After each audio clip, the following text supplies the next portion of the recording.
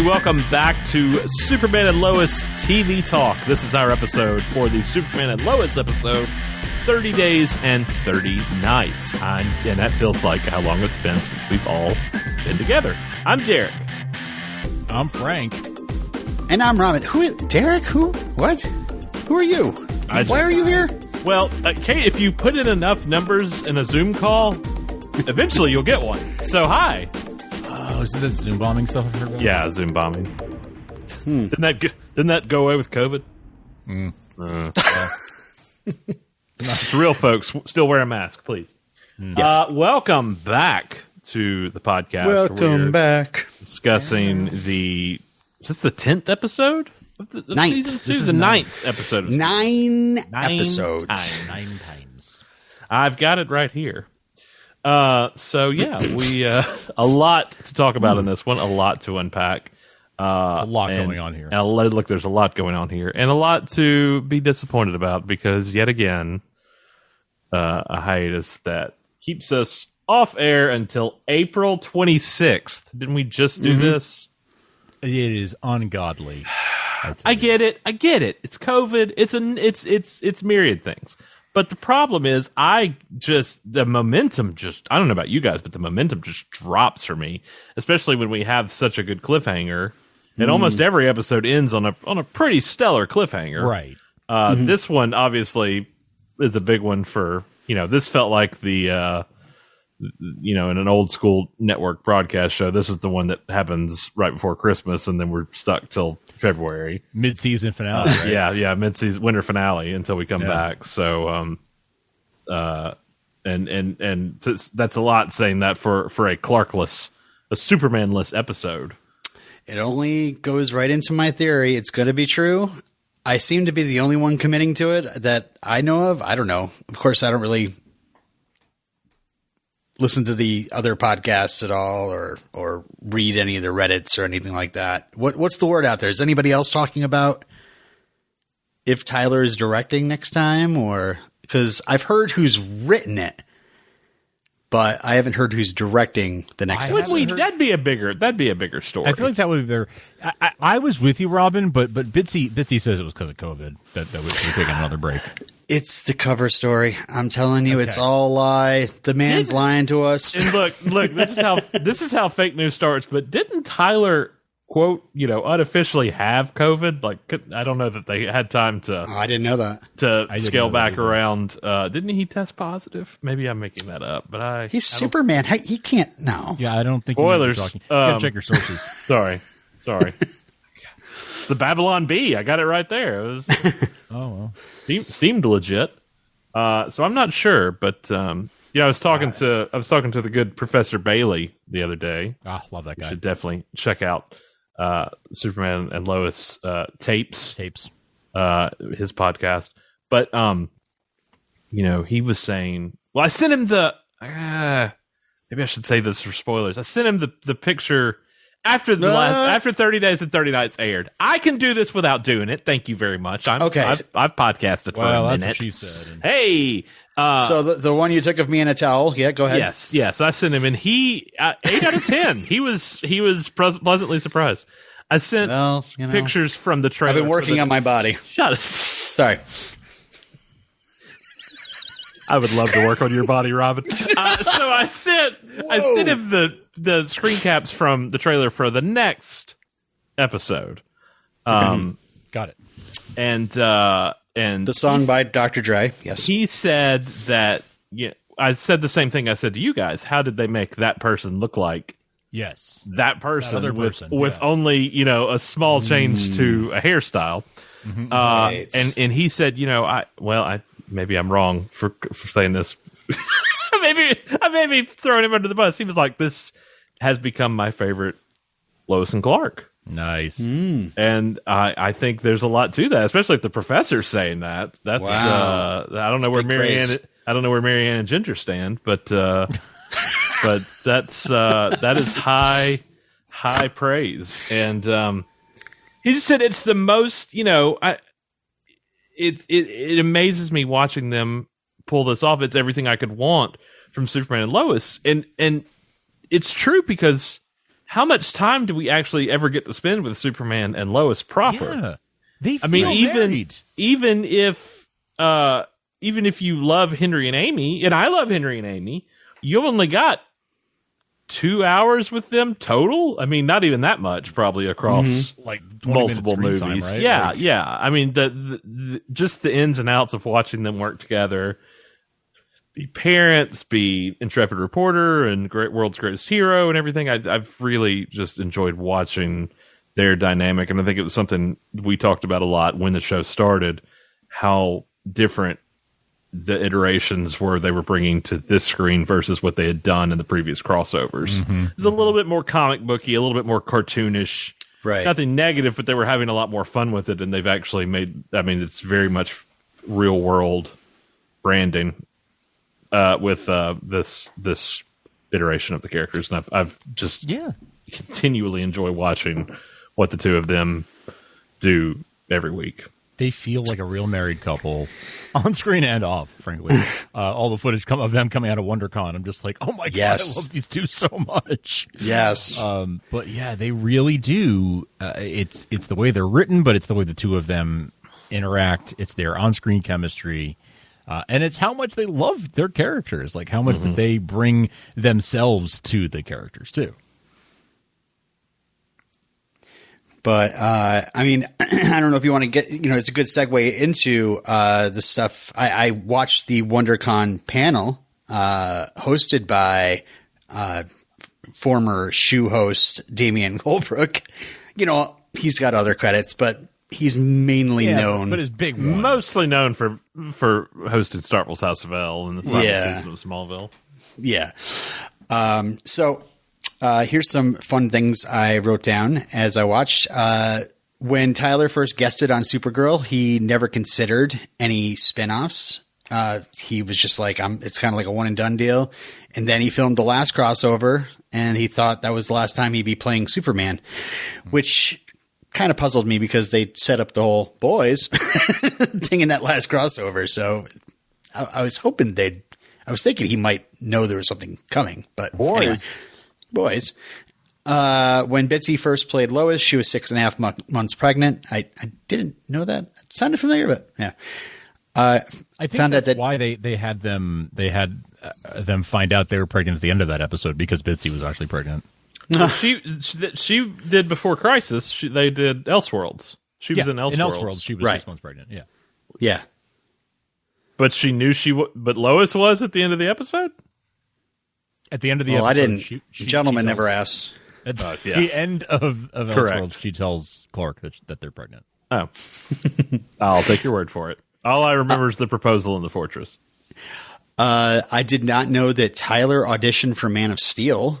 That was news to me. Yeah, I have heard him say that before. Yeah. Oh, wow. Speaking of Bitsy's audition, she did a scene from Superman 2 where Lois shoots Clark. She did that as the audition. Oh, the famous. Doesn't that make you love them even more? Yeah. I mean, they did just write some side. They didn't. Right. They picked a scene from Superman 2. Okay, Todd's original idea for the twins was a boy and a girl rather than two boys, but then he changed it to two boys because he's got two boys, and I guess he felt like he could do that better. Boys.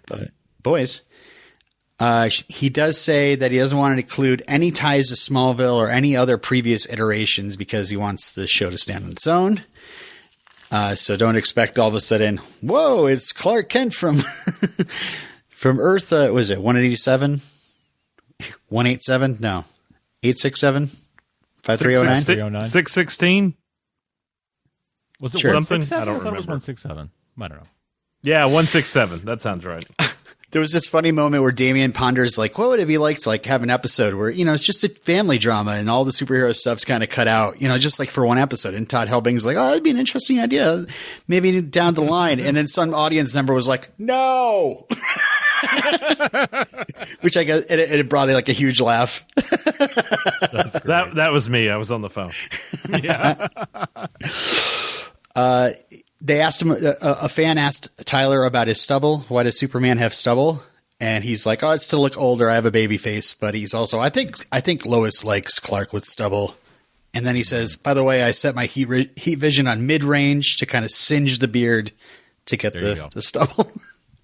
I think it works for this version of the character too, because he's not Clark in Metropolis either. So Right. I feel like that there's not a.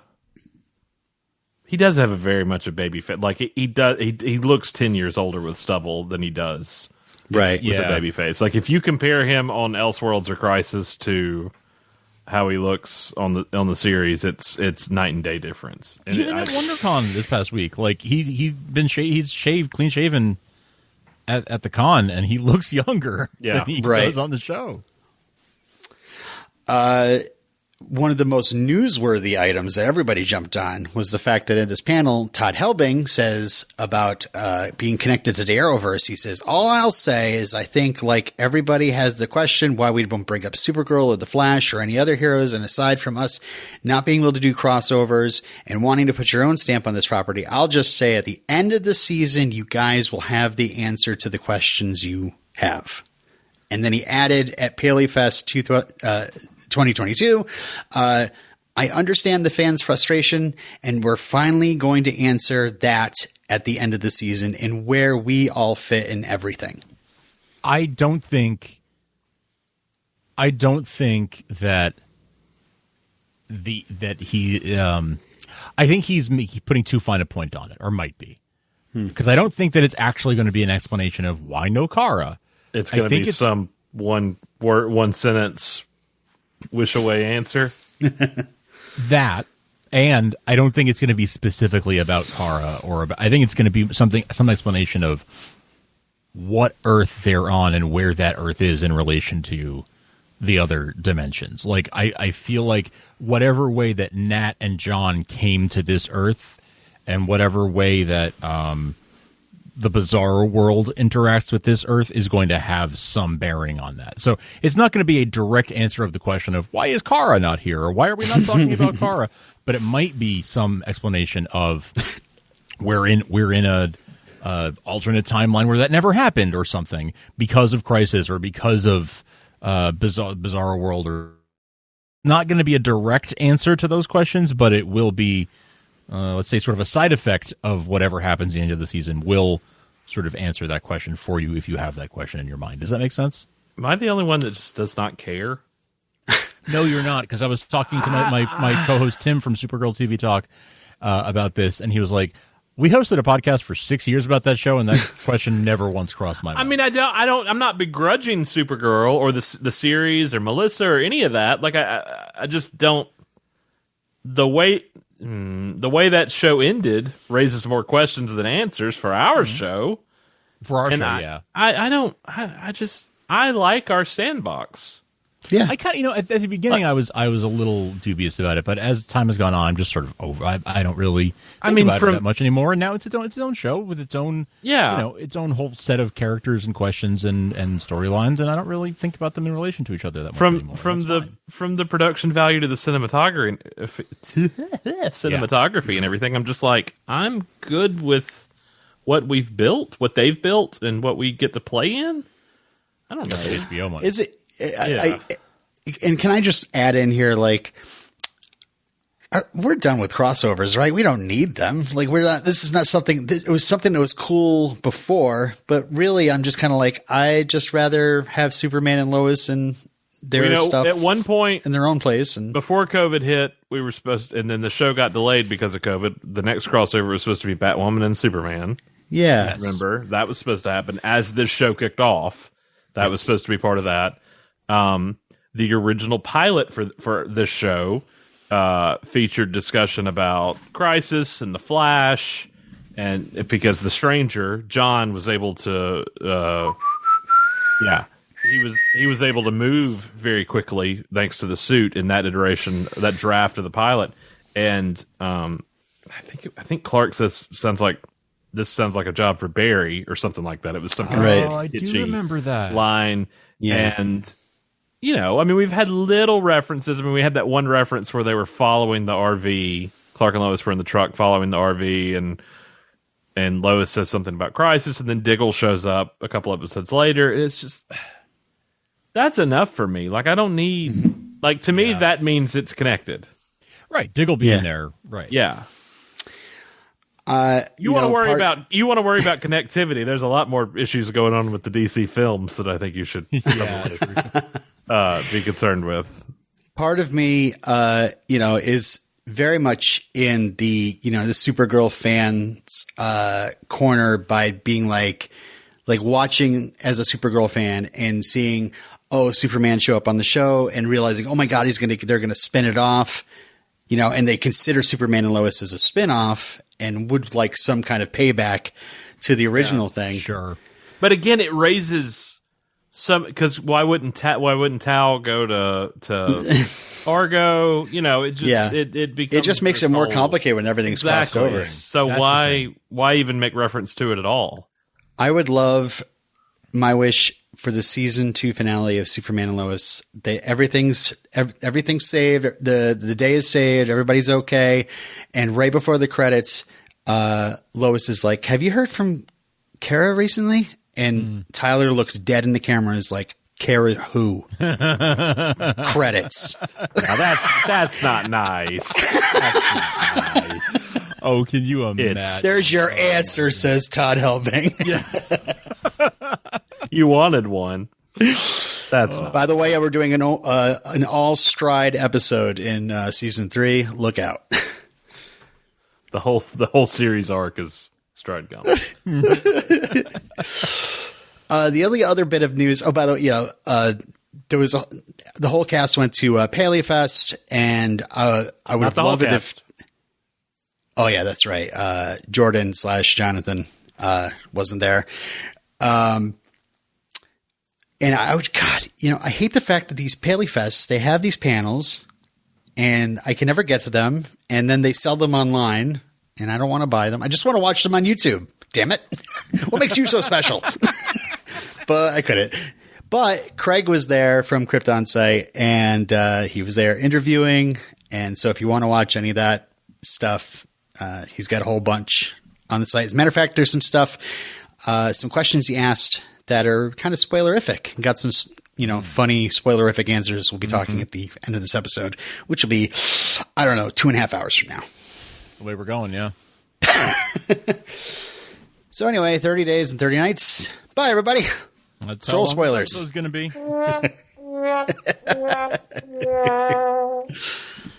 Shall we get into a little episode breakdown? Since you played that great segue music, that should be every segue. Should start with just segment. It just fills the listeners with no expectations. They're like, well, these guys can only fail upwards. Yeah. I can only get better from here.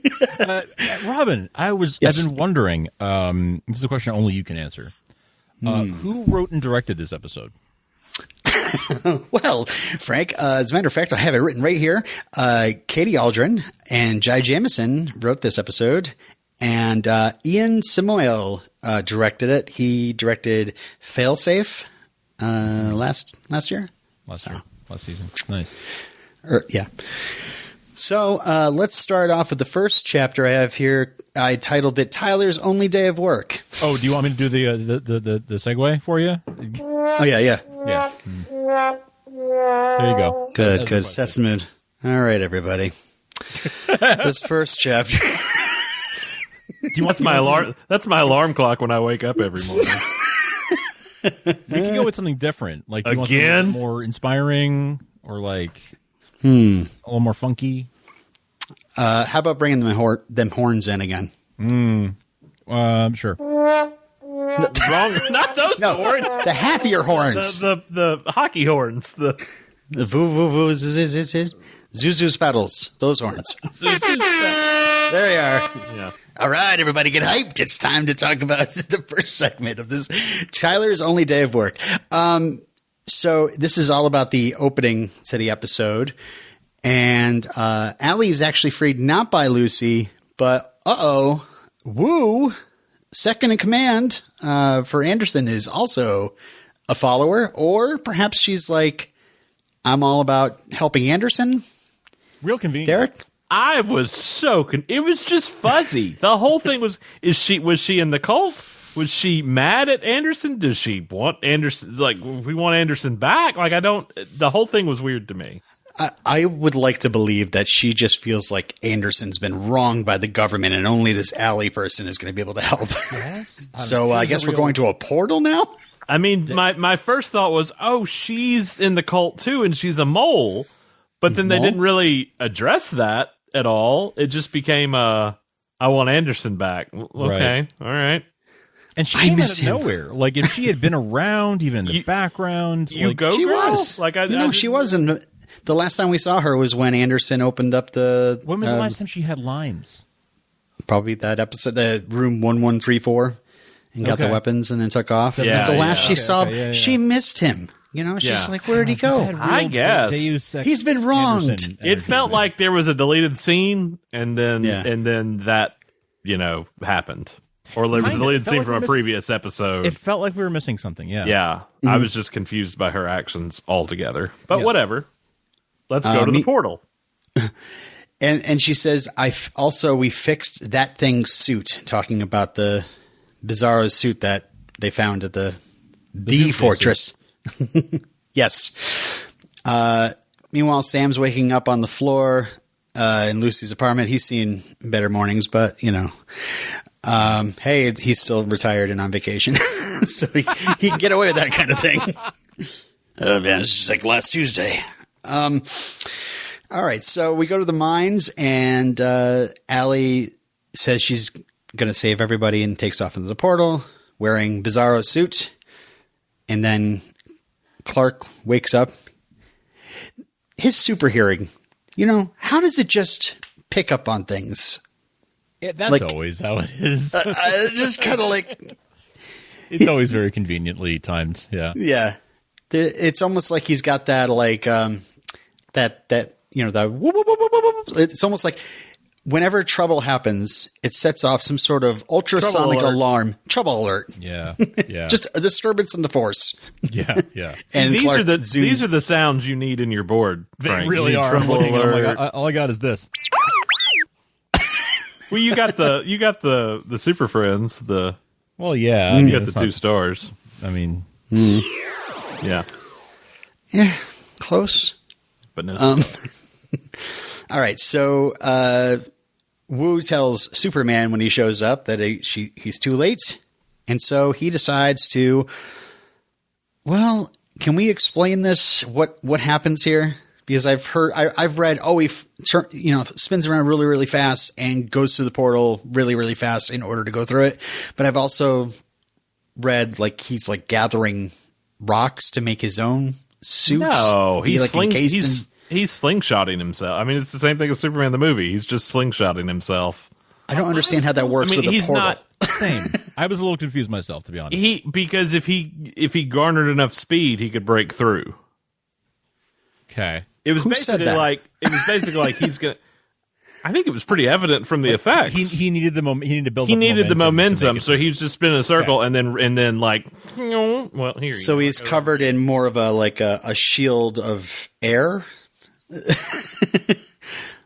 I thought the resistance would not allow him to get through. Mm-hmm.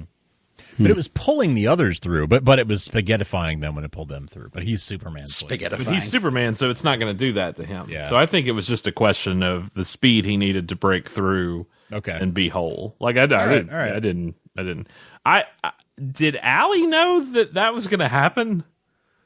Without I don't know what Allie knows. That's an excellent point. Whatever Allie knows, I don't know. I have no clue. So yeah, he bellows and goes through the portal. And we see his costume and cape going to tatters as he's going through. So, some interesting point there. So I got a quote from young Alex Garfin, who rocked the Superman and Lois Instagram last week. Oh my God. So hilarious. He said it. Alex Garfin. He said about this episode in a TV line that there was an initial concern in making an episode of Superman and Lois without Superman, but it worked out. I actually joked about it with Tyler. I was like, they're writing you out, man. That's it. They're firing you.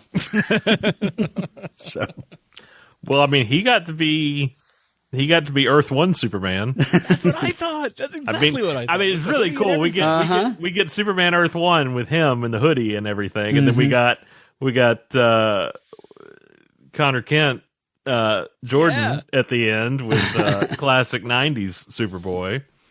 Right. It's pretty neat to get both of those in one episode. Loved it. The two kids. My next chapter title is segue music, please. Oh, sure. Let's go with this. Goes here.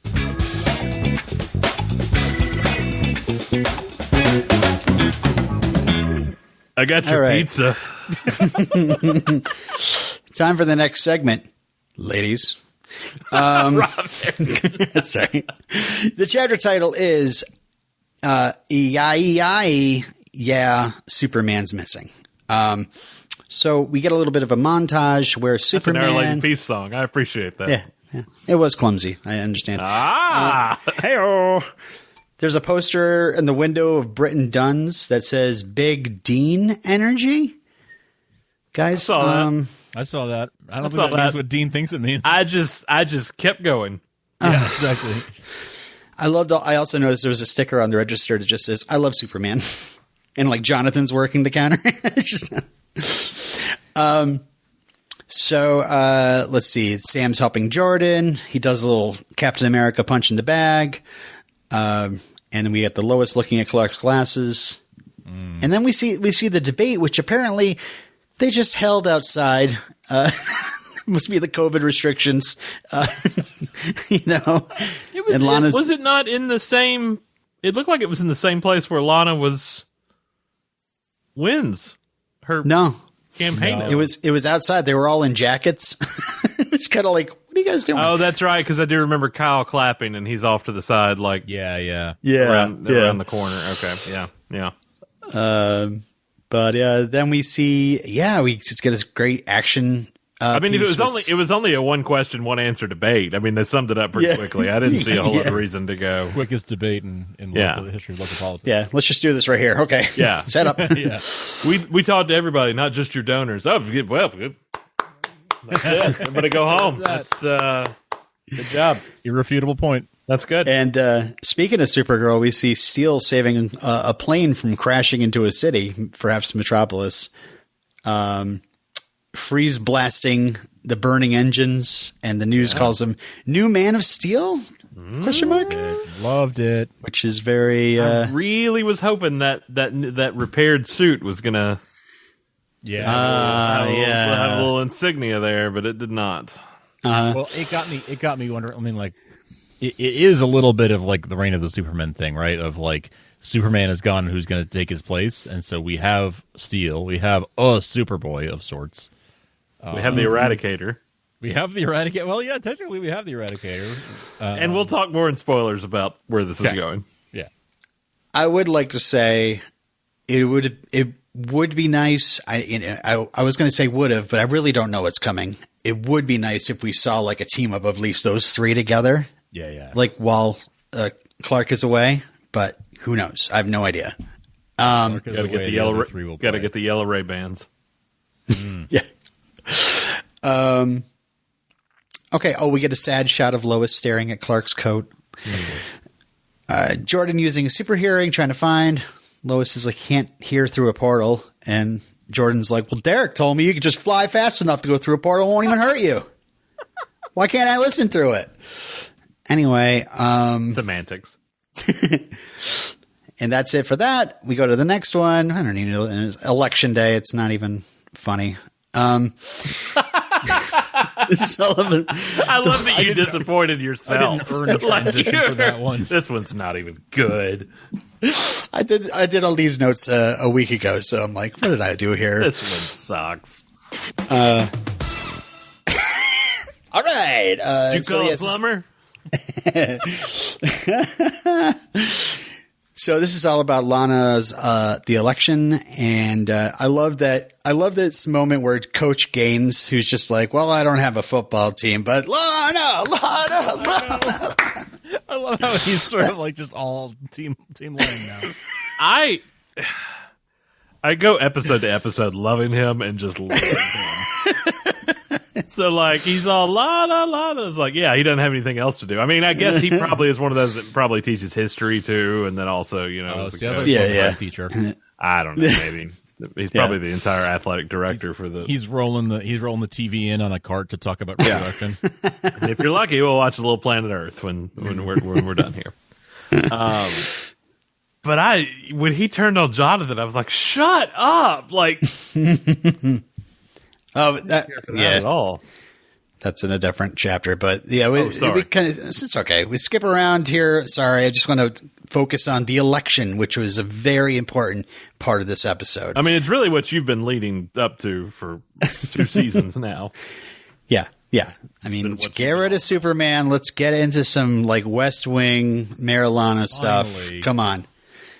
I mean, you've literally been saying for a year now, can we just please be done with the Superman stuff and focus on Lana Lang? Yes. There's one thing this show has always been about. It's been about politics. But I just got that reference. Okay. So Kyle is hurt. We'll find out why later, but not that you haven't already watched the episode. But Sophie in the scene is so cute and so like sad. She like made him a bracelet, and then he's like, I'm going to be discharged. She's like, why can't he go with us? Or why can't you come with us? And he's like, I got to stop by the apartment. And it's very sad. I'll do anything to get away from you, kid. Bizarro Sophie. Pancakes. I don't trust her. I never trust Sophie. Neither does the rest of her family. No. So they ship her off. She's like that kid from the Twilight Zone. She'll put you out in the field. Exactly what you mean. She'll be seriously missing while you're all washing a car in the driveway. Having this great family moment, but she's like sitting in the backseat of the car, like staring, just blankly staring. I've been here the whole time. Let's see. Why can't Father come with us? I want Daddy now. Pancakes. All right, then.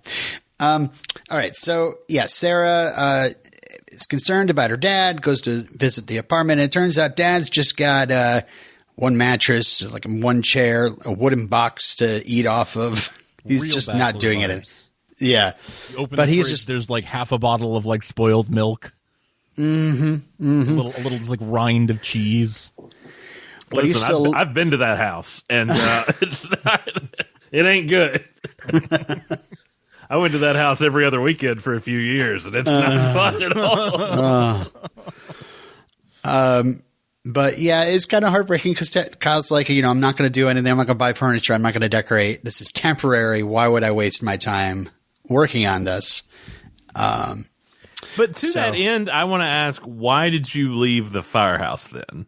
Like, you made it a big deal that you went and got your own place. Yeah. And, like, it was like Lana was almost respectful of that, but also kind of hurt in a way that he had done that. But it was like, if you're just going to do this, why didn't you just stay in the boarding of the firehouse? It's a valid question.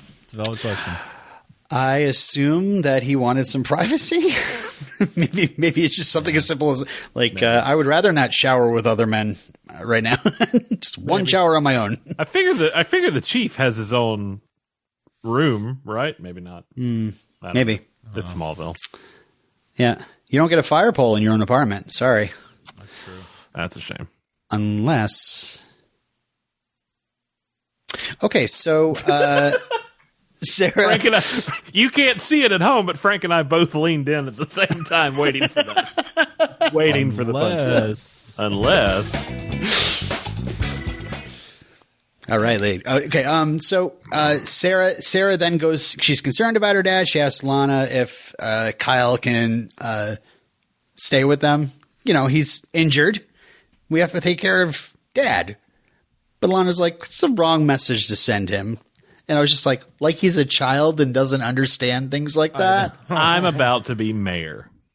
Yeah. I don't need this drama in my life right now. Right.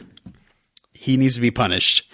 I know Robin does not feel this way, but I, for one, was glad we jumped an entire month in the timeline because I was really glad this storyline was done.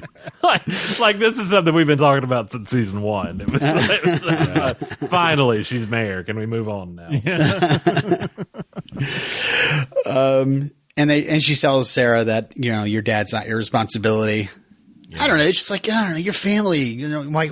I don't know. Yeah, like she's his kid. Of course, she's gonna feel like she wants to see him be doing well and like wants to take care of him. Like, of course, she's gonna feel that way.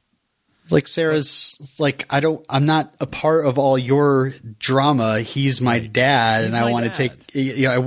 We can do something for him. Right. I don't know. Maybe his injuries weren't that severe, and Lana just knew better. I don't know. And just to like the. Like, what kind of message did that send? I get the like, I don't want to string him along. Right. I get that. But she can say to him, I'm not trying to string you along. This is merely because we are still your family and we care about you. Right. This is so you have a roof over your head. Like, yeah. I don't know. Then Sarah decides, well, I'm just going to pack up my dad's stuff and bring it back to his apartment because he's going to need to get settled because, he just needs to. He needs to. And they hang artwork, quote unquote, which is a Billy Bass. I've always wanted a Billy Bass. Why can't I have a Billy Bass? You know what? For the low price of $19.95. Why can't you have a Billy Bass? True. That seems. I mean. Here, seems like a would I just have taken it'll to be the your river? house. It'll be at your house tomorrow. I just did it. While you were bitching about it, I did it. Hi, my name is Billy. I'm moving in. Take me to the river, and that's about it. You ordered an actual guy named Billy? You ordered a Billy. You weren't specific. Bass. You were not specific. Which wall do you want me to lean against? I'm here to sing. There's a fantastic. Was it? I don't remember what it. Maybe it was Reddit. I can't remember. But somebody had hooked their Alexa to their Billy Bass. So anytime Alexa talked, he would turn, "Hello." His head would turn, and he would. That is amazing. Yes, a marvel of engineering. So they're waiting in the gymnasium to hear the election results be called, and I wrote Sophie cheats at Rochambeau. I'm wondering. Oh, I think it was just for some strange reason Sarah and Sophie were playing rock paper scissors, and Sarah said she cheated. Okay, so spoilers, but Lana wins. Everybody cheers. What? And then she raises the champagne and says, to Smallville, yay. All right, so, Mayor Lana. Yay. Finally. Power corrupts? Or do you think she's going to be a decent mayor and just have struggles with She'll it? be a great mayor. We called it to begin with. She was a fantastic choice for this character who was kind of lost in the beginning and didn't really have, her husband was... Well, we found out a lot more of what he was doing now, but obviously, and that didn't the bank job. She left that. She went to work for Edge, and obviously then gets blamed for so much of that. I think it's a fantastic turn. I think it's a good role for her in this series and in this show. Do I want to see Smallville's Lana Lang as mayor? Absolutely not. But I like this version. I don't like sometimes how much we glorify her and not glorify Lois, who is our lead. But I think but it's not a zero sum. No. It doesn't bother me that much, but I do. It often becomes poor Lana while we just kind of throw stuff at and be hateful toward Lois. Well, I'm looking forward to Lana being a boss. Most of that comes from Robin, but that's true. The first thing she's going to do is close down that bar. She's going to take that. You have no job now. You can't do that while I'm drinking. I just spit out water everywhere. Oh, that's good. Yeah, no, it's true. Like Then Dean is going to wake up with a deer head in his bed. The first thing is we're going to get down to this Sophie disappearance and figure out where she's going at all times. We're gonna put some people on this. Why and is really she circling crack that portal so fast? Bizarre. All right. The next segment I called Good Morning, and you'll guess how I spelled morning as we get into this. So, yeah, Nat's trying to make... Very emo of you. Thank you. I got a question for you. How soon is now? Okay. Nat When tries will to... then be now? Nat tries to make mom's waffles, which we don't know is her mom's waffles, but yeah, John makes her sad when he's like, we can eat at the rally. So yeah, Nat notices John talking happily with Lana and calls that, oh, he's flirting. Yeah, I hate to be that guy because I'm sure it's just going to come off sounding sexist. Did anybody else just really annoyed with Sarah and Nat in this episode? I don't feel like either one of them were being. Well, Nat, I have a lot of sympathy for because like all this stuff is really raw for her still, and it's and she hasn't like she's still not quite over. I mean, she's clearly not. Like over. when we read the official description, though, it made it sound like there was actually something. You're right, on exactly. between the So- two of them. Oh. And it was like he was just being nice to her. I don't know. Right. Yeah. I mean, Yes, he should absolutely remember. And we don't really understand how long it's been since their Lois died. I get that, whether it's been a year or right. what. I feel like it's been a year. I would at least a year, obviously, if it's the anniversary of her death. But that one kind of, I was, the more she kind of pushed on that one, and then you kind of felt. I mean, you do obviously feel bad for her. I do. I don't want to downplay that at all. Like when she's looking at Breaking pictures of news, them. Derek is a sociopath who feels no feelings. For Well, now wait a anyone else. minute. Weekend update. Wait a minute. So I saw him kick a puppy. And it was crypto. that dog kicks back.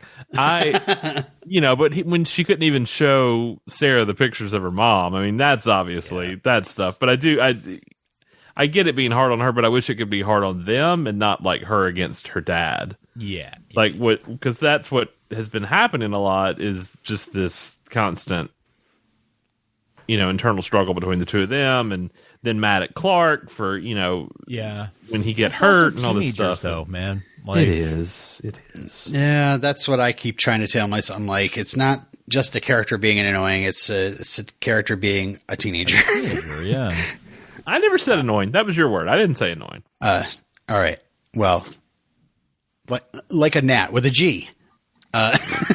Just buzzing. No, I did learn something. They have Eternal Sunshine of the Spotless Mind on her Earth. Okay, I'm continually just very curious. I really wish there had just been one throwaway line, maybe around episode 2 or 3, where she was talking to the twins, and on our Earth it was just some random thing. Jay Leno still hosts the Tonight Show on. Oh, sure. On, our Earth, something that's different. Conan's been hosting Tonight Show for years. Or Thank you. like that. As it should have been. Yes. Jimmy Fallon. No, he got fired years ago. We don't let him near anything. On Weekend Update. All right. Well, there's a little bit of a drama. There's this whole thing where Nat has a picture of her mom on her phone, and Sarah's like, we should, we usually make altars, and let me have that picture of your mom. And she's like, no. Gimme. Yeah. That is rough. She can't even share a picture of her mom. That's Opens hard. a whole can of worms. Yeah. But I tell you, yeah, there were some sighs, but then John watched a video of his Lois and baby Nat and starts crying, and I'm like, all right, I guess this is a fresh wound. I don't know. He weeps. Yeah. He never I wasn't showed her ready for that- this. She's never seen that video? I know, I right? was like, you've never seen this? Like Wesley turned 11 the other day, and I showed her the video of the first time I held her.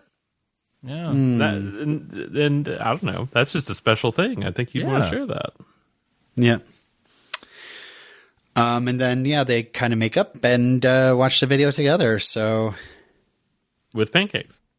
pancakes. Waffles. Waffles, excuse me. Oh, yeah. Sophie wasn't in Sarah the scene. Connor, come on.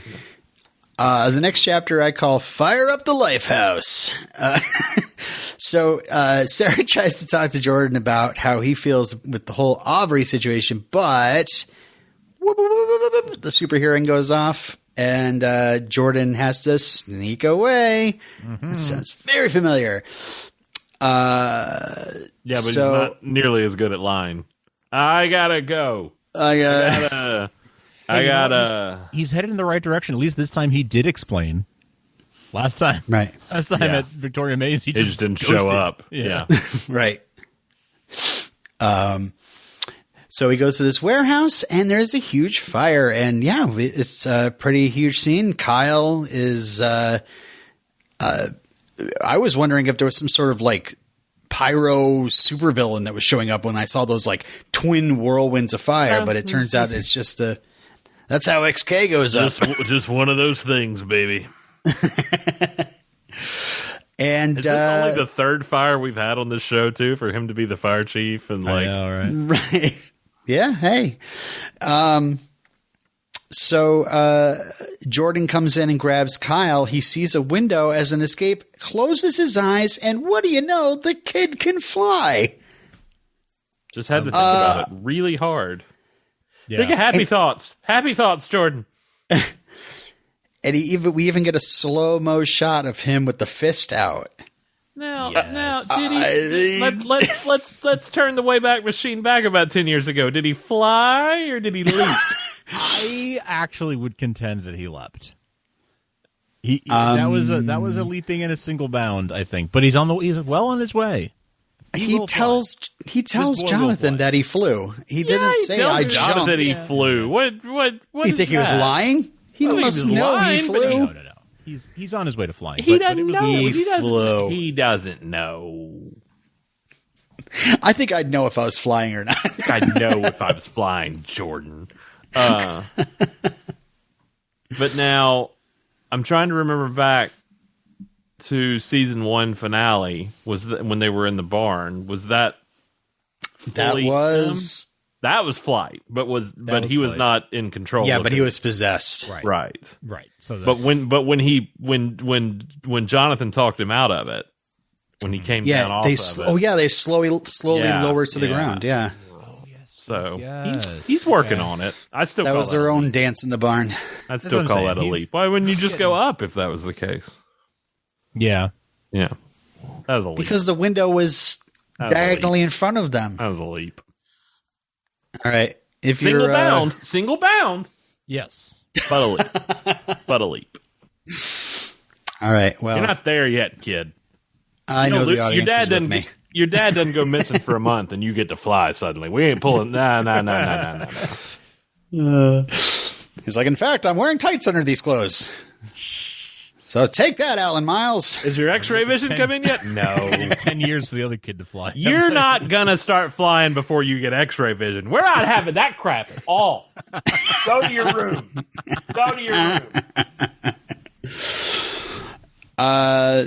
John Henry actually showed up to put out the fire.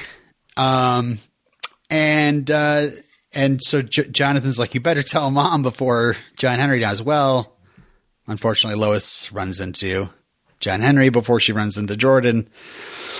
And we got this tense exchange between Jordan and Lois saying, you're not a superhero, you're a kid. And Jordan's like, it's the right times. Dad's gone. He says that granddad's training him. And Jordan's like, I don't need your permission if I'm the one with superpowers. And Lois is flabbergasted. Son, you don't say that to your mother. Especially when your mother is Lois Lane. I don't care if you can leap or not. She will smack you back down to earth. She's going to remember this. Ooh. So yeah, at the warehouse where the fire was, Lois confronts Sam, and he's like, he's one of the most powerful beings on Earth, which is just a weird thing to for someone to call Jordan, but I guess so, right? I mean, It's a weird thing to call your grandson also. yeah. And I love him. No. Can I interject and ask a question at this point No, in the but episode? thank you for asking. Anyway, Okay. He definitely flow. Good. So the floor is yours. Oh, thank you. Well, Frank told me to buzz off, so I don't know. At this point in the episode, when they get to the fire-ridden, warehouse and everything, and That's a fire. they're talking, yeah. And Sam says the bit about Clark's coming back. He always does. I'm like, how often does this happen? But It's been a month. Nobody's at the mines. No, the DOD's not down there running tests. Like, I feel like there was a little bit more urgency that just kind of didn't transpire. We're just like, oh, he'll be back. Like, we're not Right. checking on things. I know Allie's gone for 10 years, and he's probably gone off world, for this or that reason before. I guess that's what he was referencing. I would assume. Where's Lucy? Yeah, no idea. She's Standing in right behind you with a cup of tea. Ah! Hi, Derek. She's the face in the window. Yeah. Badoomch. We go on to the next chapter. I wrote Smallville Vice because this is the whole XK drug subplot, and we get Smallville citizen Barb yelling at Jonathan, even though she's there to help Lana. She's no problem lacing out a teenager in front of everybody. Her name was Karen, right? Her name was Karen. Barb.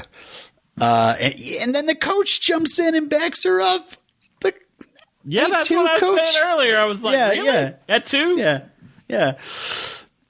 And Lana's like, this isn't the time. And then Lois is like, or the tone. Uh-oh. I know that tone, and it scared me. So Jonathan's like, I'll go hand out flyers. And I just wanted someone to be like, no, seriously, like nobody likes you right now. So maybe you shouldn't talk to anybody. Can you go work for Dean's campaign for just... Honestly, that was a very mature response from Jonathan. No, yeah, seriously. I make fun, but yeah. No, I know. Yeah, I know. So we go to the Kent home, and Jordan talks to Jonathan, and he's sad that he might not get a chance to fix things with his dad.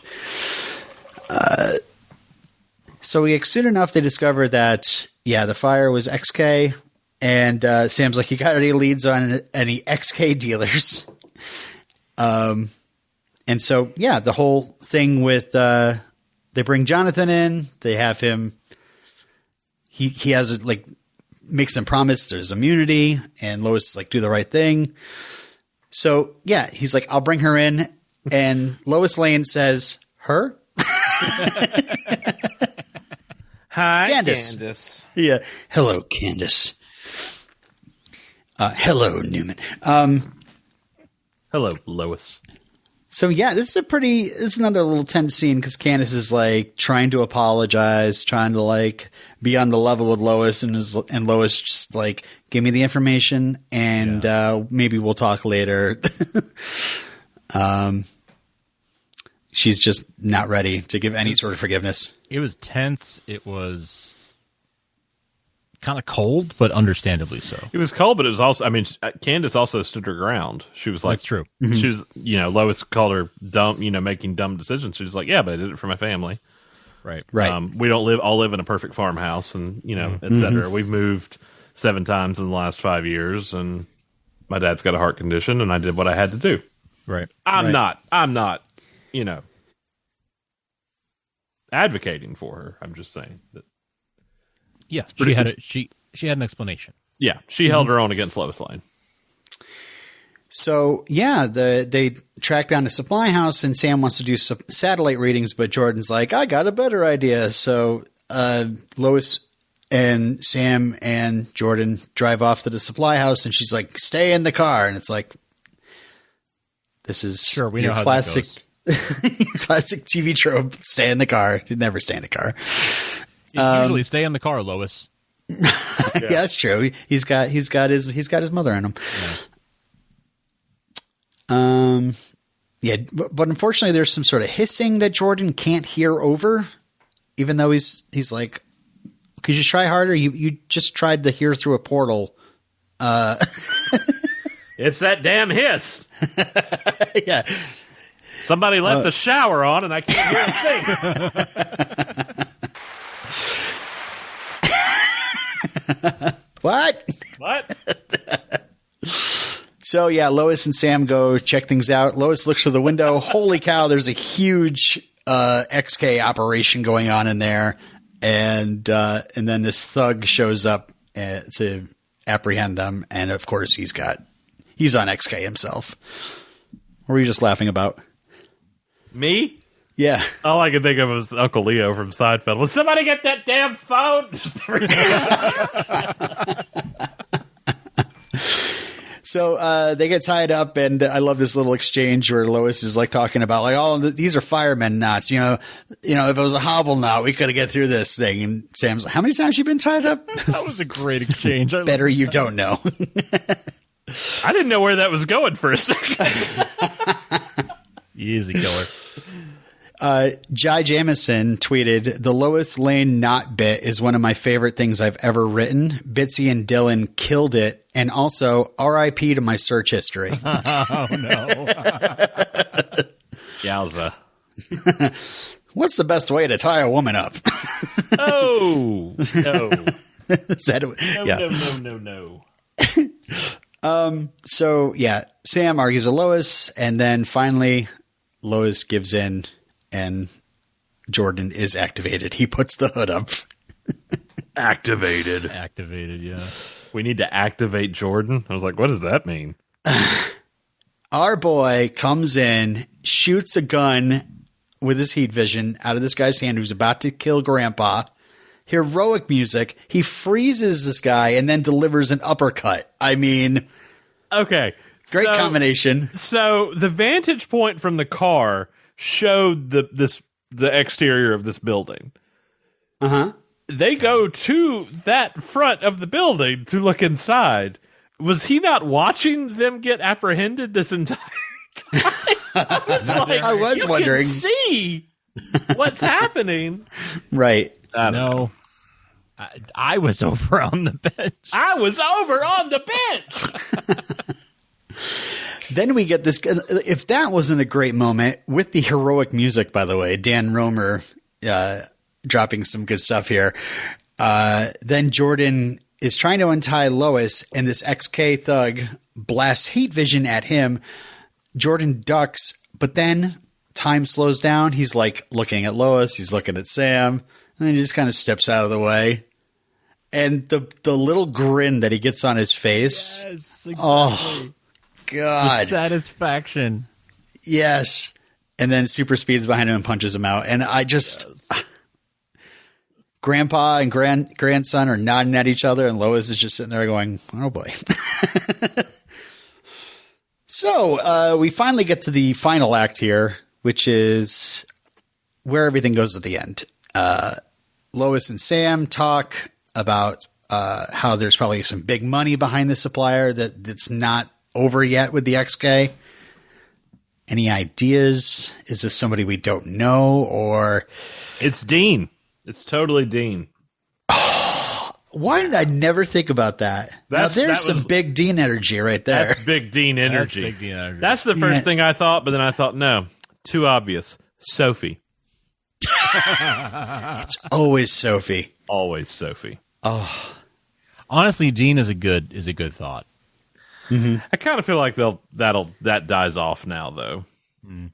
We wrapped up with this episode jumping a month ahead. We wrapped up a lot of stuff. It's true. And pushed. You think Dean's over with, or the XK is over with? Because it seems like they're hinting that. I don't think XK is over with. I think the whole Jonathan, Candace, I think all that crap is over. Not crap. I don't mean it like that, but all that hostility and negativity and you ruined the senior year and all that stuff. I think that's probably over with now.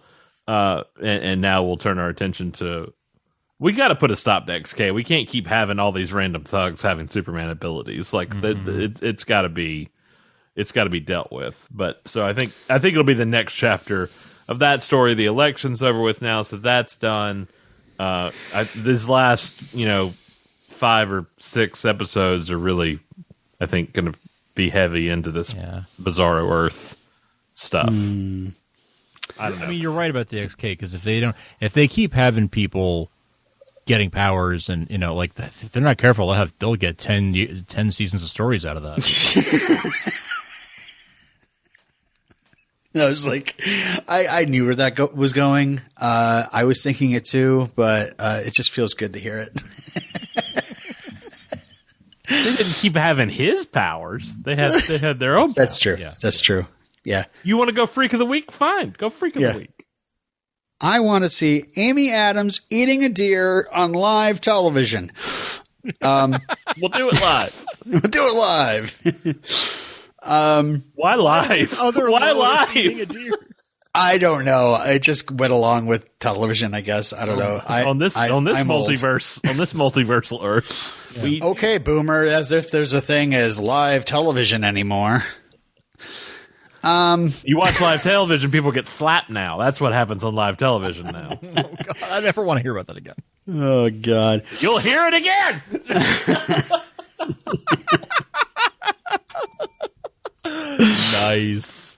Nice. So, keep Superman's name out your... Okay. All right. Listen. Sarah is sitting at the piano, and I was very much like, okay, this is the breakup scene, but I did like, and I'm not exactly a huge fan of this, but I did that they kind of set up. Lifehouse was going to start playing? If Lifehouse started playing, that would have been great, but the fact that they had Sarah at the piano and Jordan on the stage with her is like kind of a echo of how they, call back to how they really started to bond. Yeah. Him helping her with that. But she gives him back his necklace, and it's over because he's never going to put her first, and he won't explain why he's shutting her out. Because they haven't had all this drama in the Kelton household the past few weeks that has been very public, and his dad's been gone a month. Let's not give him any understanding whatsoever. I'm sorry, it made me very mad. It made me. I'm with you on that. Like, I did feel like that. Like, he deserved a little bit more benefit of the doubt, just knowing that he's going through some stuff with his dad being gone and everything. Yeah, and with Jonathan, everything. With Jonathan, he was on the football team too. Jordan was on the team. True. So that said, Lois is apparently running interference for Clark and telling people that he's on assignment and whatnot. So even still, your dad's gone a month. I mean, that's but it may not come across as a hardship as much as just he's on a work trip for a month. Sarah is dealing with her family breaking down. I feel like it's a bigger hardship, but also like she's probably. I wouldn't expect her to be like. We're back on our teenagers' defense, but I wouldn't expect her to be acting rationally. Maybe wanting to burn down some. Okay, but here's the yin to the yang on that. You want him to put you first. He pined over you for that entire month you were gone. And you showed up and wanted nothing to do with him for weeks. Because it was awkward because you kissed somebody else, and that's fine, whatever. You worked that out, and then no issue whatsoever. And you and Aubrey are friends now, and he doesn't seem to have an issue with that.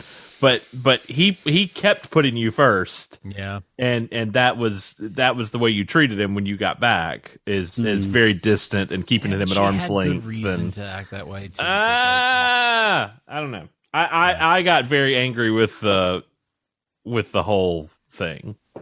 Just because Kyle was like, he didn't put you first. It was like, okay, well, I'm going to leave him. It's complicated. It is complicated. Kids today. Even for the CW, that seemed a little. Yeah. But do we really think they're done for good?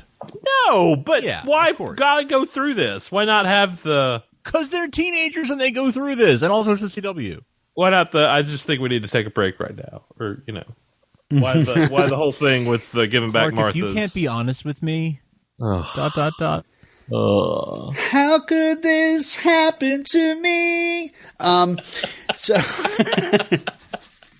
if she doesn't ride off on a horse, it doesn't count.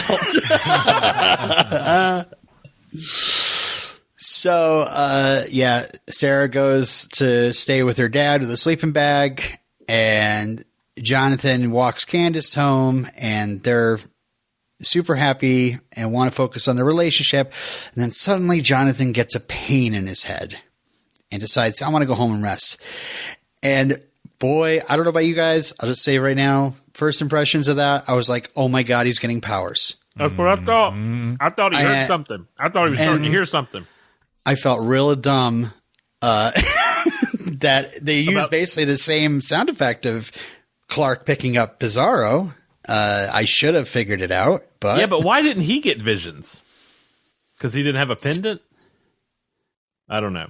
I don't know. But that was the first thing I thought too, Robin. I was like, "Oh my God, he can." No, he Clark can was getting visions of Bizarro, and he didn't have the pendant, right? But Bizarro had the pendant. Did. Oh, one of them's got to have a pendant for both of them to have visions, Maybe, or is it? I don't know. That's what links them. I don't know. But that was my first thought too. Was like he just heard something. Yeah, yeah. And then It read like that. yeah. I was but I was like, oh my God, we're doing this. Here we go. Like, and I feel like they intentionally teased with that, thinking maybe not everybody's going to remember. And that was certainly me. So we go to the Kent home porch, and Lois, I love Lois telling Jordan, find another spot. That's my spot. I come out here with my wine.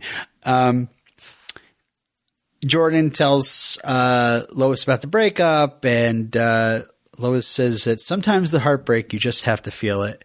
And it's like, hey, on the bright side, you saved your mom tonight, and I'm proud of you, yada yada. You super sped around heat vision, dude. Like take the win. So right. cool. I know we talked about that already, but that was just... it was a cool sequence. It really was. It's great. And suddenly Jordan notices Jonathan across the yard, just walking by the barn. Jonathan's home. Oh, nice. That's not our Jonathan. That's not our Jonathan. So Lois, pretty good at perceiving, Bizarro parallel universe. Well, I don't. They just saw him, so unless he went to really quick went to a My Chemical Romance concert and then he is wearing a different outfit. Maybe that's just the reason. That's how. Well, the hair, the makeup, the smokiness. It's silhouette. I just saw it when they looked. He was like kind of silhouetted by the barn. He wasn't that close, and then it was the leather. It was making a lot of noise as he came walking up. Squeak, squeak, squeak, squeak. That's not Alex, our Jonathan. The spurs were a little extra. I don't know. Alex Garfin. The assless chaps were a bit much. Alex Garfin told, I think it was Craig on Krypton site, that he thinks Jonathan, Jordan, looked like the drummer from Green Day. He's like, I was roasting him. Bizonathan shows up, and Johnner. What does that mean? John and Connor. Nice. Oh, I see. So John Connor? Oh. Activated. John Bizonathan, as I'm going to call it. You can do what you want. Bizonathan? They both have their merits. Gennaro? Derek's like, but mine's better. That's Holly's maiden name. No, it's really not better. I don't actually like Johnner that much. Bizonathan? Yeah. Okay. It's going to stick. Everybody's going to be talking about it, and you're just going to be like, "Wow, I guess I'm, yeah. I don't get little Sebastian. I don't understand it, and I don't understand Bizonathan." I would happily be the Adam Scott of this scenario. All the kids are talking about Bizonathan, Derek. Bizonathan. Everybody's doing Bizonathan. He speaks in reverse, and then strangely he can fix it. He fixes and talks forward. It says he was too late. Was the TARDIS just translating for him, or what was that? I don't know. He I guess he had to focus to do it. He stopped himself and kind of had to think about it. So I don't know if that's like speaking another language, like having to think to speak in another language or what. But I mean, if you were just asked to talk, you knew that the person. Oh God, no! I couldn't. Only talks backwards, you would be like, okay, I guess I'll have to talk backwards. Would you say it that clearly? No, I couldn't even think how to do. Like, I'm still the idiot that didn't even consider Bizarro as talking backward in that episode until you said something to us that night. Like, that I never understand stuff playing backward. Like it sounds so weird, and I can't ever piece it together. Well, there's some round 3 episodes where it sounds like I can't understand anything done backwards either. So we're even. At least there's some music there, though. You can kind of hear notes and be like, it's nothing about the other sounds. But the last shot we see is a close-up of our Superman on the ground with lights radiating above him. And, oh my God, what's going on? Where is he? If you look at the ground around him, which he looks like, I think he's at the farm, everything's being sucked toward whatever's happening. Like all the debris on the ground or the hay or whatever he's laying in is being pulled toward where he's looking. So it's not looking good for. Is it a planet smasher or? I think her name's Allie or Anderson in this scenario. Yeah. I don't know.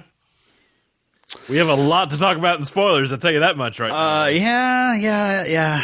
That's going to be a whole other thing. So if you want to stick around for that, folks, we've got lots to talk about because huge episode coming. So, who wants to do plugs? What, like how? You're going to ask the 2 bald guys who wants to do hair plugs? Really? That's where you went with that? Wow, that's Robin. sincere, Robin. That's thanks. low. Jeez. I'm sorry. I'm just so gifted with these lofty locks that are definitely not falling out of my head as we From speak. all sides of your head, apparently.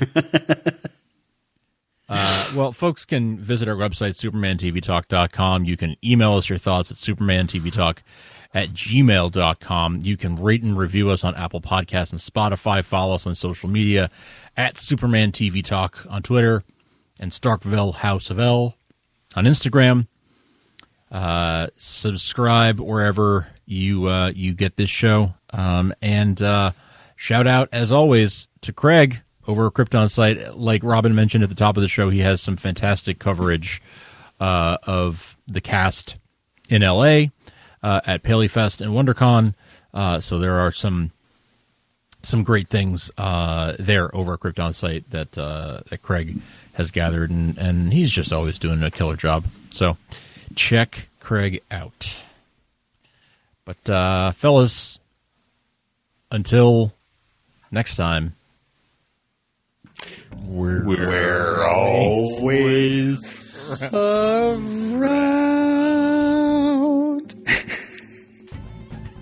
They're harmonizing for a second there.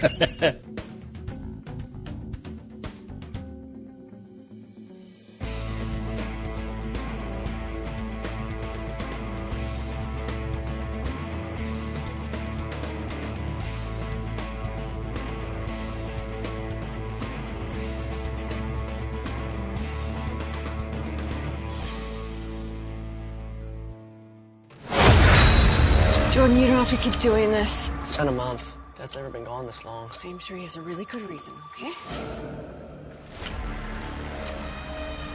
Clark's coming back, like he always does.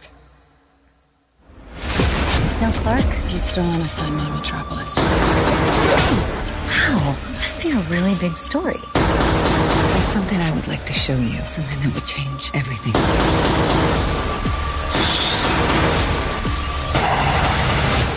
Lois is pregnant. I'm gonna be an uncle! You're giving your dad a major award. Let me guess, who's the greatest dad? Not this again. Can we try to have one nice night together as a family? Allie found a portal to another Earth. This would be the end of humanity as we know it. Superman and Lois. New episodes return Tuesday, April 26th. Free next day only on the CW app.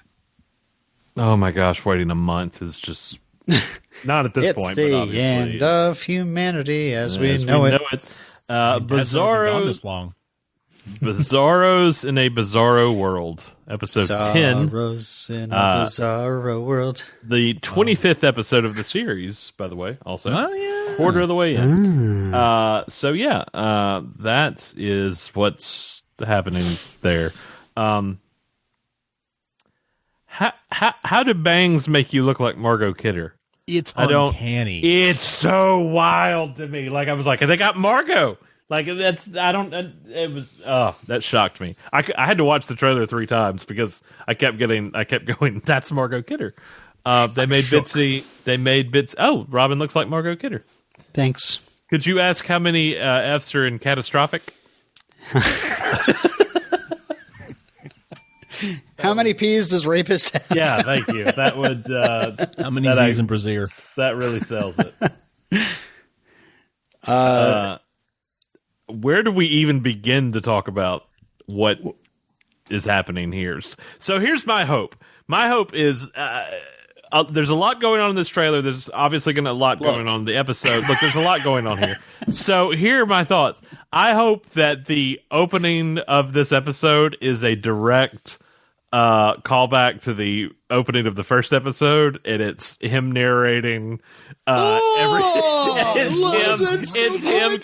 because we see Lois with the stroller, and then obviously, so my hope is it's like a complete redo of the opening of the pilot with us catching up. Is it really a Bizarro world, or is it just another Earth? Is it? I don't know. I mean, it's where Bizarro comes from. Yes, but there he's not Bizarro, although he starts to like turn into Bizarro at one point, or is that Clark turning into? I feel like I don't know. What's interesting is they uploaded this trailer, and then a few days later they re-uploaded the trailer, and they mirrored it. Oh, really? I don't know if you caught this or not on the YouTube. They switched it, so it's flipped from the way the original trailer was uploaded. Is that why Superman's crest is backwards? Yes. Or yes. Oh, so it's not actually backwards in the episode, you think? Not in the first trailer, it wasn't. Everything was normal. When he's in the car with Lois and everything, it was fine, but then they flipped, then they mirrored the trailer. In that first trailer, I took notes on that, and one of my notes is Superman with a backward shield outside Kent House, and there was the shorter trailer. I don't know. So interesting. I guess we'll see. We'll see. I just happened to watch it and then watch it again, and they were both from the official account. It wasn't like somebody, people do that on YouTube. They'll flip, they'll mirror image so it won't get around the copyright restriction and stuff. But this was straight up both from the CW account. So I don't know. I just thought it was really interesting. Jordan's got some bangs too. Who's he look like? Robin in high school. Well, yeah, it is kind of close. Billy Joe Armstrong, circa 1994. Yeah. It looks like Lois and Sam are and Jordan go into hiding because it seems like they're in some sort of bunker. There's lanterns and jugs of water around. Well, it kind of looks like John and Nat's bunker a little bit. Oh, that would be an interesting turn of events. Imagine being stuck in a bunker with Sam. That does not sound like fun at all. He's got so many stories. He's just going to be grumpy about it. So this is the re-uploaded. Well, the way you're looking at it, I don't know if it's going to be right or not. No, so that's how it looks now is the backwards S. But that when it first uploaded, the night that it aired, it was right. And the beginning of the trailer is still the right way. Like the stuff from our Earth, it's still normal. But then when we got to the inverse world, everything is now mirrored. Oh, that's significant then. Yeah. Okay. Interesting. Okay. Wow. I'm looking forward to seeing what happens. What's the deal with all that? Some fun facts coming out of PaleyFest and WonderCon. Alex Garfin said that this episode is written by Todd Helbing and Brent Fletcher. The boss wrote this one with Brent Fletcher. Bitsy seemed super excited. She said, "You guys are going to freak out. You have no idea the scale of this episode." She says, "Last year's episode 11 was a love letter to the fans. This season's is episode 10, Bizarros in a Bizarro World." And when Craig visited PaleyFest, he got some one-on-ones in the press line. So I grabbed a couple quotes from there. Tyler says about this, it's very fitting for our show, but completely different at the same time. I had some of the most fun on this show filming that episode. Craig asked Indy Navarrete, who plays Sarah, asking if there's a Sarah in Bizarro World, and she says right to the camera, "I have no idea," and like winks. Yeah, we don't see we see Clark, Lois, Jonathan Jordan, Sam, Allie Anderson, Lana. Trying Lana. to think if we see anybody else. I don't think so. I'm scrubbing through it while we're talking. Craig asked Emmanuel, what can you tease about Lana in Bizarro World? And she says, she's a badass and not very nice. We see her like kind of dressed up in like black feathers. It looks like she's about to get married or something. Well, like, she's also a bartender at the bar where Kal-El and Tal-Ro hang out. See, I think we're going to get this passage of time. I mean, because, we're going to see Jordan and Jonathan as teenagers, but also it seems in the trailer he's announcing that he's going to be a father. And Tal-Ro, I'm going to be an uncle. Let's see, what else is there? Major award. Let me guess, world's greatest dad. No, actually, it's a leg lamp. It's a major award. It's Italian. So I tried zooming in. There's like posters in the bar and stuff, but it's all far too blurry for me to make out anything that's being shown. I also noticed, the tattered cape as he went through the portal, and then I noticed there's like the first trailer starts off with Bizarro Jonathan and Superman, and I'm not sure if that's Bizarro or if that's just regular Superman, but I noticed he doesn't have a tattered cape.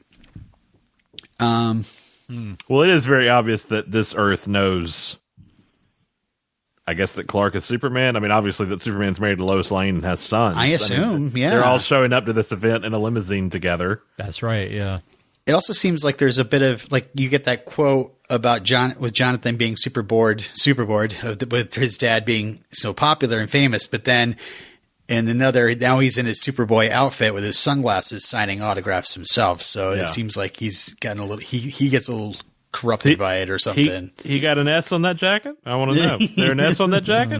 There needs to be. I don't know. I also like that. I don't know how I'm interested to see how Smallville is going to, and like the Kent farm and everything's going to tie into this, because they do seem to be very Metropolis heavy on this one, which is fun because we really haven't gotten, they get to play, in the city for an episode. This really has like skewed off Back to the Future 2 vibes. It seems like Biff Tannen's casino is in the same. Somebody got a hold of the almanac. Yep. Yeah, exactly. I mean, the farm is obviously in play, right? Because we've seen him at the farm. Yeah. Right. And obviously the pictures of the family are at the farm. Yep. The Daily Planet newspapers are all stacked up. Streaky the cat, all that good stuff. But what's interesting is they're not, of course, we knew this from Jordan coming over and Superman talking to, Bizarro talking to Superman and talking about, Tal's wife and all this other stuff. It's not a horrific Earth.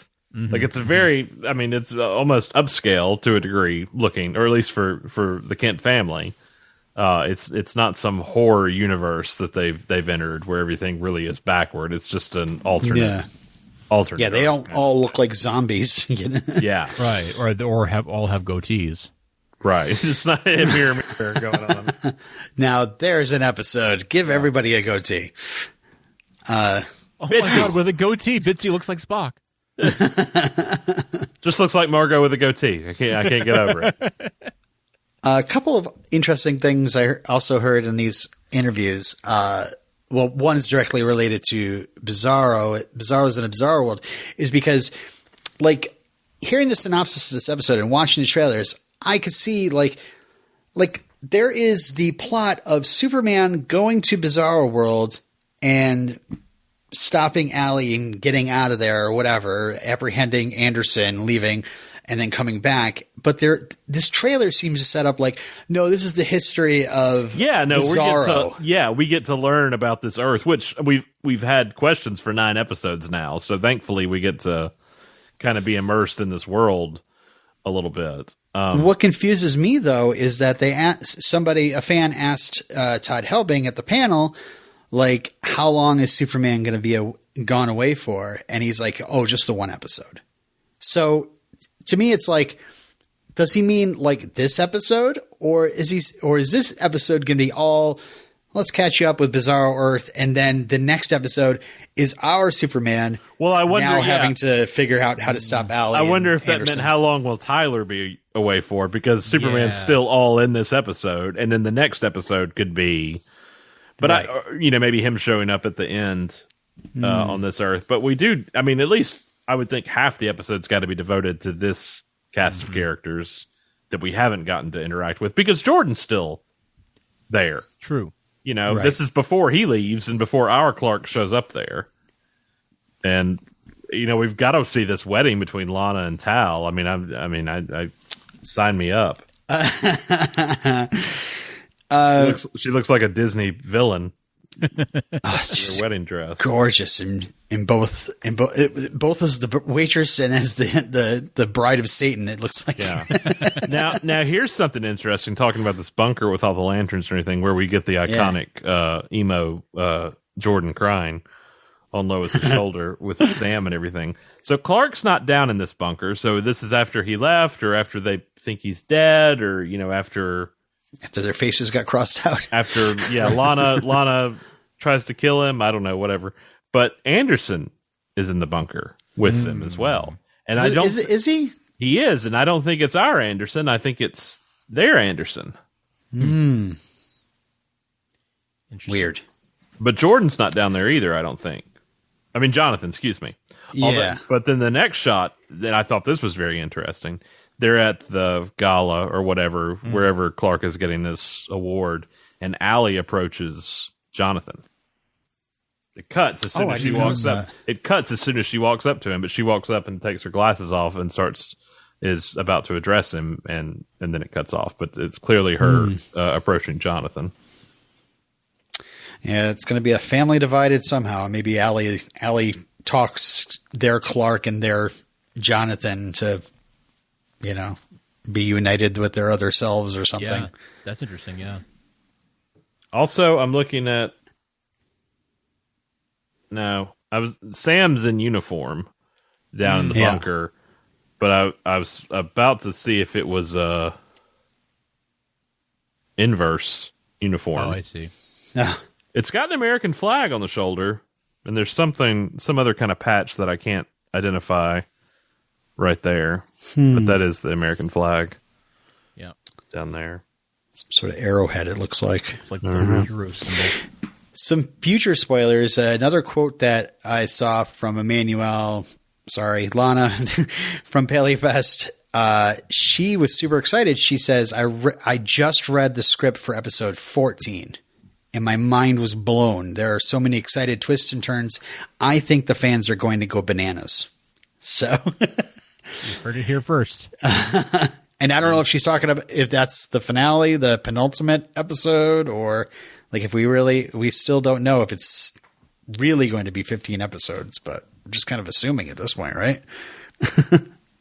Yeah. Yeah. Here's hoping. Yeah.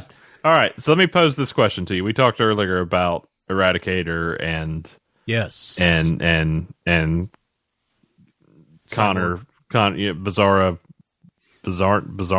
I can't even say it. Say it for me, Robin. Bizonathan. Come on, Bizonathan. Really, excuse it me. rolls off. I'm giving you credit. I just needed you to walk me through it there first.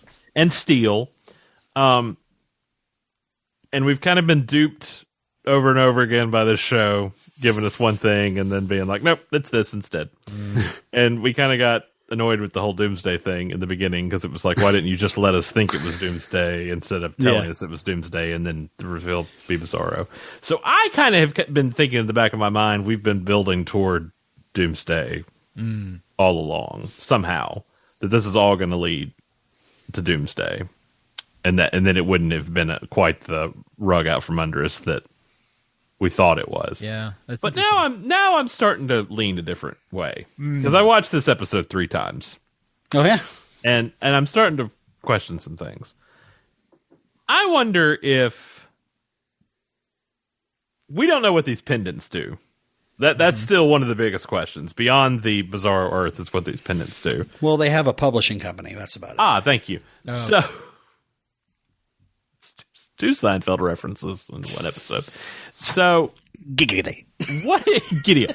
So, I don't know. I was just kind of thinking, we've already set through one horrific version of Hank Henshaw on another show.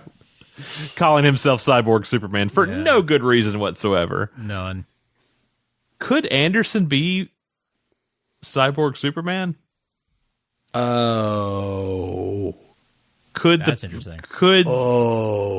He's obsessed with Superman. Yeah. Just as Hank Henshaw was. He's government, Hank obviously was an astronaut, but I could see this actually becoming what ends up happening and him becoming... I could see it. With the pendants, or and with the Bizarro Earth in play and everything, I wonder if he, and that kind of creates our final 4. That's a very interesting. But what speculation. What if they almost do it and then go, psych? It's the Wonder Twins. Well, I get what it's if you and your inverse self merge, it's like you become a god. You become the ultimate power. And I was like, and of course, I kept trying to figure out, slow down, frame by frame, what's happening to Clark and Bizarro in front of Kent Farm when they're getting, dragged, magnetized to each other and all that. But and so then I was like, if Anderson merged with himself, what if he just became some creature? What if he became Doomsday? But now I'm starting to wonder if something happens to him and he ends up. That's the mantle he takes up, and he becomes Cyborg Superman, and we do have our 4. And then he's like, Superman in America. I'm the Superman of Superman. Exactly, of America. exactly. I'm He's the one so with the obsessed. government. He wants Superman on his side. He wants Superman to not bow to him, but he wants that camaraderie. There is an obsession there that has a negative obsession. Hank Henshaw had a far more positive. Before the accident, had a far more positive obsession with Superman. Yeah, that's true. But I just kind of wonder if that's what's happening now. Frank, could we get an applause? Because, my mind was just blown, and I am salivating at the potential. Here's the problem. Yes, well-deserved, sir. Well, thank you. Here's a rose. Thank you. Robin, can't wait to see you in G.I. Jane 2. Hey, I told you. I keep wondering about. I hate almost playing the speculation game on this show because of the left turns that they enjoy doing to us. But I could also see them doing something like this. Yep. I love it because I love the speculation because it feels so nice to just yell bizarre things, speaking of, out and just be like, perhaps it's going to be true eventually. Yeah. I mean, it is fun, but then I feel like we get, Lana's going to be mayor. Okay, well, we can call that one. But, we're still, how many, 5-6 episodes from the end here and don't really know what's becoming of this whole Anderson storyline. I mean, could Allie become Parasite? That whole thing, I don't really think. I kind of think that's just more of a in name and / Parasite cult joke kind of thing than. Mm-hmm. No, you called it. You called it. It's like seeing several chess moves ahead. I think the only thing you didn't call is the fact that Sophie is Doomsday. Yeah. Well, that's going to be unfortunate and a really sad episode when we get there. But a very special episode on a very special Superman and Lois. It's okay, Dad. I got my pancake gun. Why are there bones? All right, that's all I got. I can't get this idea out of my head of seeing him in a Superman because he's obsessed with sending his soldiers in Superman symbol, and the whole thing is that's not your symbol to give. Clark getting pissed about that. It all makes I think sense. Yeah, it does. The idea that I think you becomes spoiled the obsessed season. That he Is that needs to it? become Superman. That might be. Yeah, you might have nailed it there. And I don't know. I'm so curious about these pendants and how only the pendant brought you through, but Superman in a suit was fine to come through. I feel like, and then all these other disappointed with the people pendants. died. All right, okay. Well, maybe. I don't know. I kind of feel like they're not very well thought out. They've seemed mysterious to us now, but You watched Supergirl season 6. Do tell. Yeah. Exactly. Like the sort of like talisman thing can get a little fraught sometimes. And I still wish they were the Phantom Zone. That's the Phantom Zone going on there. But yeah. that's a way to get. At least that would be a way to get Cryer on. Right. Our Earth. I'd be down for that for sure. I want him as Lex. I want him as Lex and Tyler as Clark so bad. Me too. So bad. You gave us so much good exposition on Supergirl of their backstory, and I just want to see that come to fruition. Me too. Well, maybe we'll find out at the end of the season. Yeah, maybe. Who knows? All of a sudden, Superman goes into his house, and a chair turns around, and there's Lex sitting in Lois's office there. Don't you toy with my emotions, Robin. I want that so bad. The days of you and then Lex is like, puts the peace signs up and is like, Kara who? Australia. Here's my nephew. All right. Thank you for joining us on this episode. We will be back at the end of the month with hopefully a lot more insight into the inverse world and the Bizarros. I can't wait to see what happens. This is the most excited I've been for an episode yet. And Hal. Yeah, and Hal. So we'll see you guys next time.